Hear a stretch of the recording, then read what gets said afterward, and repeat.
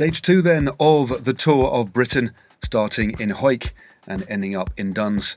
The whole stage entirely ridden within the beautiful Scottish borders. 3 intermediate sprints on the menu and then 3 climbs towards the end. As you can see, densely packed before the plummet down to the finish in Duns. 175 kilometres on the menu. A 6-man breakaway went clear early on. Matt Teggart, Adam Lewis, Travis Steadman, the Tanfield brothers from Ribble Weltite, and also the Finnish rider Ukko Peltonen of Global Cycling. Meanwhile, the bunch being led behind, unsurprisingly, by the squad of the race leader Corbin Strong, Israel Premier Tech. Well, it was the man in the white jersey who started off as he did yesterday, taking the first intermediate sprint of the day. Matt Teggart of With Sungod doing a great job building that lead in the intermediate sprints classification.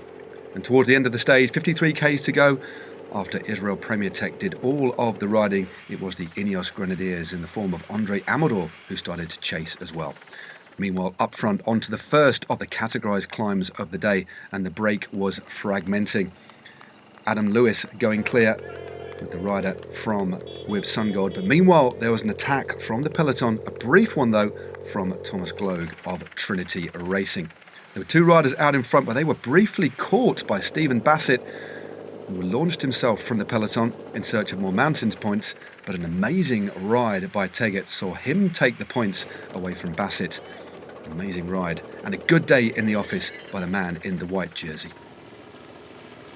So into the last 20 kilometres of the race. With the headwinds, there was a brief entente cordiale at the front. Mike Woods having a chat with Richie Port and the red jersey there too. That was the opportunity though for the Italian David Gaburo of Bardiani CSF to go clear.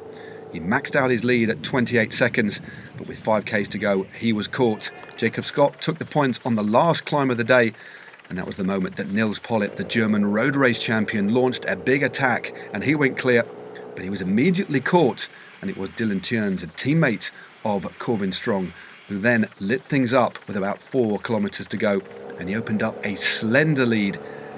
Man with the mid-season transfer looking dangerous, but then with 2.5 kilometres to go, it was all back together. Good bit of riding by Magnus Sheffield, neutralising the threat posed by the Belgian in the white jersey, and then the squad of Team DSM, with 1,500 metres to go, took things up as the road plummeted down towards the finish in the beautiful town of Duns. It was then Sport Vlaanderen who took things up in the last 500 metres. A tricky finish with a gentle left and then a right-hander before the finish line opened up.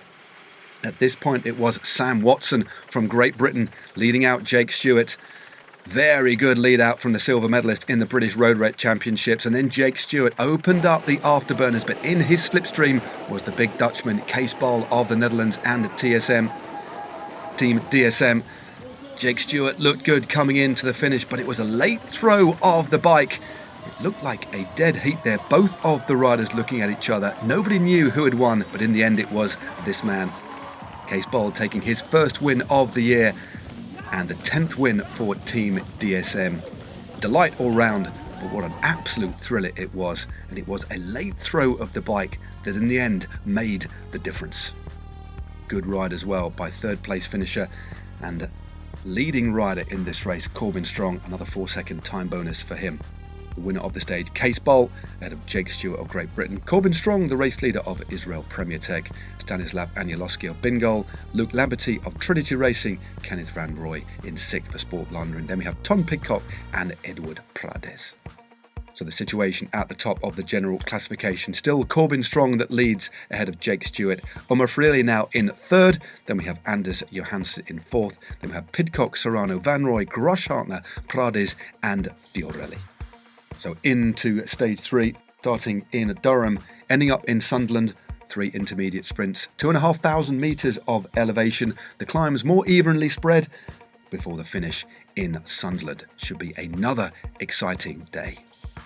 Don't forget to join us for stage 3 of the Tour of Britain. I'm sure you've enjoyed the race so far. It's been a good one.